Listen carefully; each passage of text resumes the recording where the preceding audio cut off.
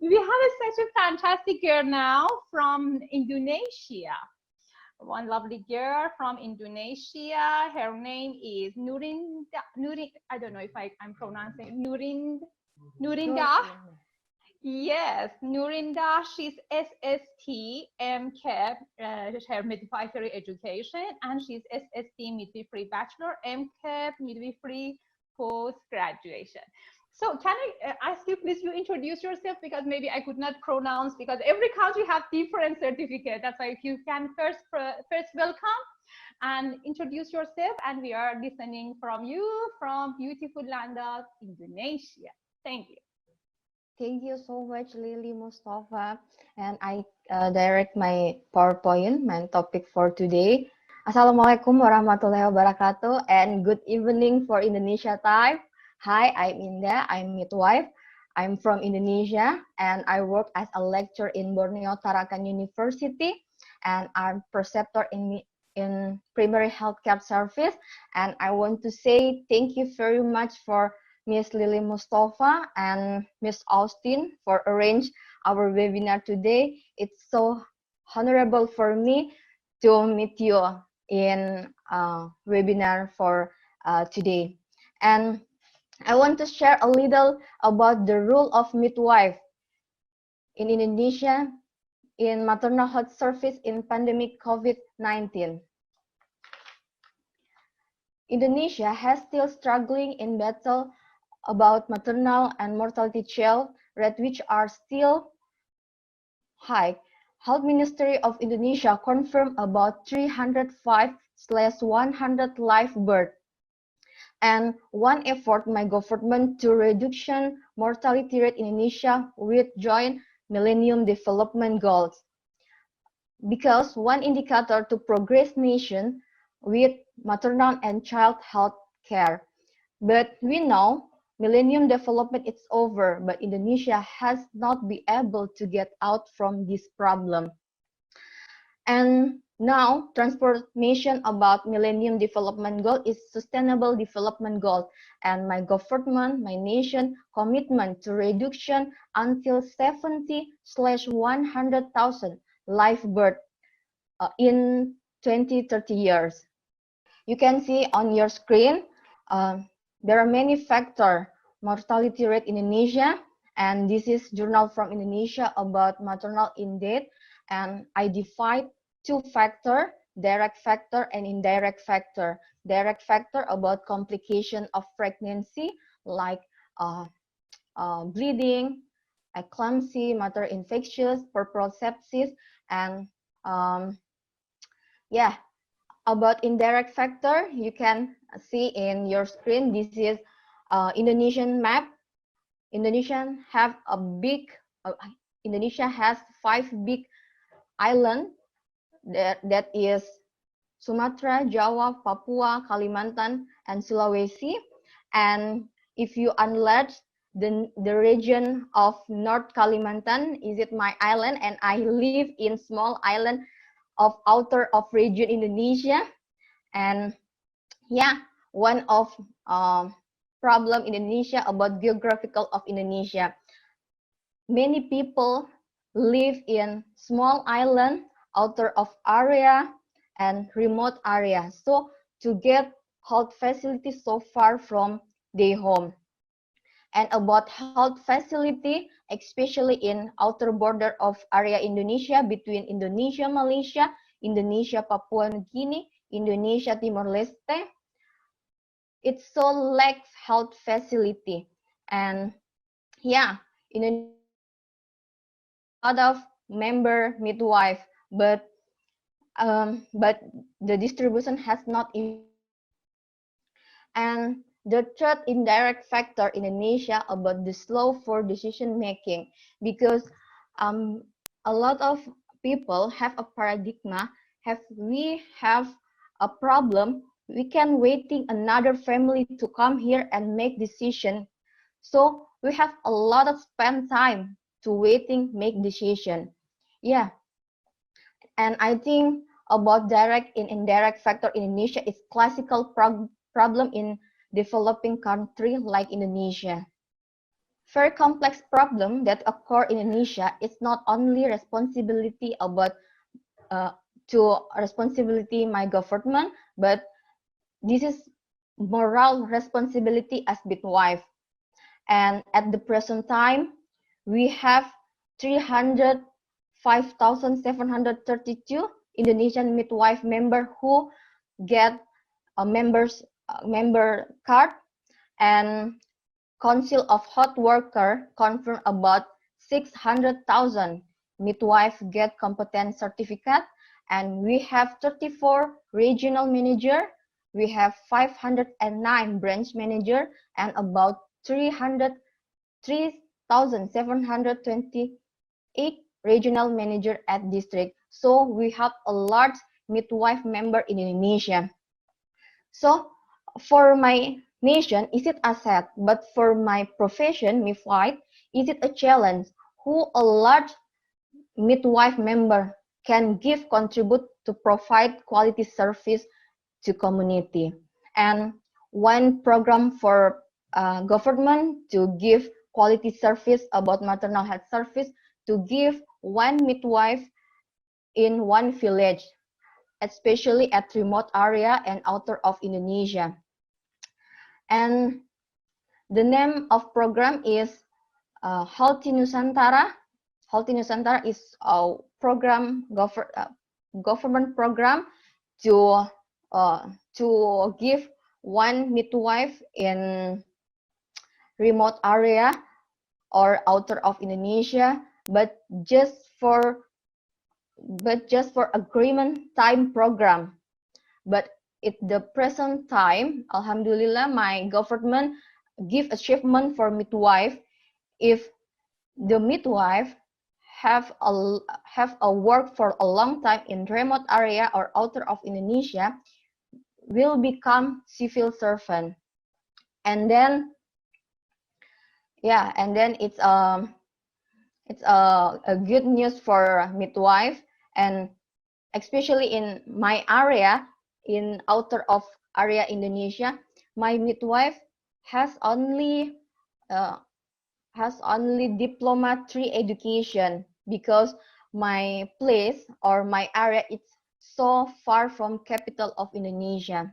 But this year, my Ministry Education permit establishment to open bachelor for midwife education. So it's a good news for my midwife in outer of region Indonesia to increase knowledge midwife. Yeah, maternal mortality, it's not yet from Indonesia, and we are dealing COVID-19. Source Ministry of Indonesia report on May 2020 about 10,551 positive corona. There are 1,591 recovered, and about 800 passed away.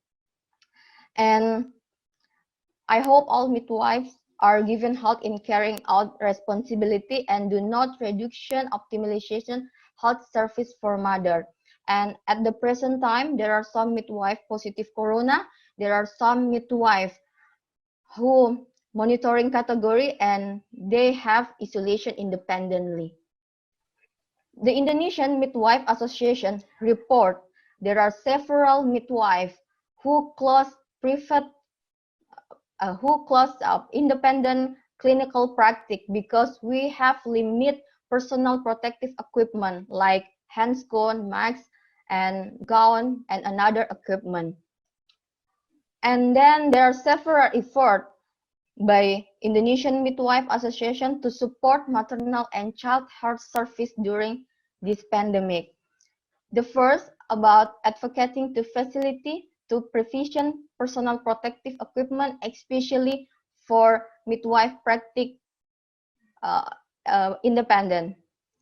The second, Indonesian Midwife Association products masks to distribute to midwife and public.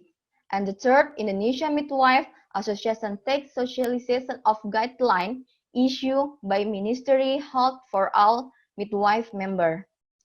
And the fourth, compile midwife technical guideline for independent midwife practice. Indonesian midwife conduct virtual meeting between interpersonal organization and stakeholder to discussing about continuity maternal and child health service. And Indonesian Midwife Association has issued guideline on midwifery service practice in pandemic midwife. And yesterday, I joined webinar with my Indonesian midwife chairman, and she said to this time for mutual cooperation, this time to work together as midwife to give quality service, maternal and child, and especially to minimize deficiency personal protective equipment. And for midwife, there are has issued guidelines for midwife in antenatal care. The first, midwife asks mother pregnant to stay at home if there has not danger or complication maternal, and always read mother and child handbook and apply in daily, because mother and child book increase health education for mother pregnant. And then if mother pregnant has sign danger or complication, mother pregnant immediately goes to health facility. If need antenatal care, mother pregnant make to appointment with midwife via telephone or WhatsApp. And if we need midwife tracking mother pregnant who monitoring category or isolation independently. And midwife conduct a comprehensive assessment according standard, including information relation COVID-19, and all of family pregnant midwife always wear masks and apply principle of COVID-19 prevention. And for intranatal care, mother pregnant contact the midwife via WhatsApp or telephone if there are signs of delivery baby. And midwife conduct comprehensive assessment according to standard, including information relating COVID-19. Delivery assistant is carrying out according to labor care standard and support standard personal protective equipment according principle prevention for COVID-19 transmission. And it's very important for midwife to make planning birth results for mother with risk complication, including suspect monitoring personnel. And because I'm a lecturer and I'm preceptor in primary health service, so I have spent much time with students in community, and this is our activity in community. We give health education for public with government cooperation to make planning family, and we give health service for maternal. And this is my student, and this is my friend in Borneo Tarakan University. And before I work in region of area Indonesia, I work in Plamonia Midwifery Academy. It's area a big city of Indonesia. And last year I decided to go for outer of region Indonesia, because this is my dedication for my nation, for my profession midwife, to give quality service from outer region of Indonesia. And this is my Indonesia Midwife Association chairman, and the name is Dr. Emi Nurjasmi, and this is my secretary Indonesia Midwife Association, the name Dr. Ade Jubaida. And I think enough for my time today. I feel fortunate to join in our webinar today for Celebrate International Midwife. And thank you so much for Lily Mustafa, because they give me opportunity to sharing with midwife who amazing in the world. Thank you very much. And thank you for Miss Augustine to arrange our webinar today. I'm so proud of you, because you are always give experience to all midwife in the world. I always follow you in Instagram, and I always watch you for give my to for make experience for especially for me, of course. Thank you very much. And Indah, thank you so Indonesia. much. Thank you so much. Your presentation was wonderful. Thank you for showing us so much of your country and your studies. Thank you so much.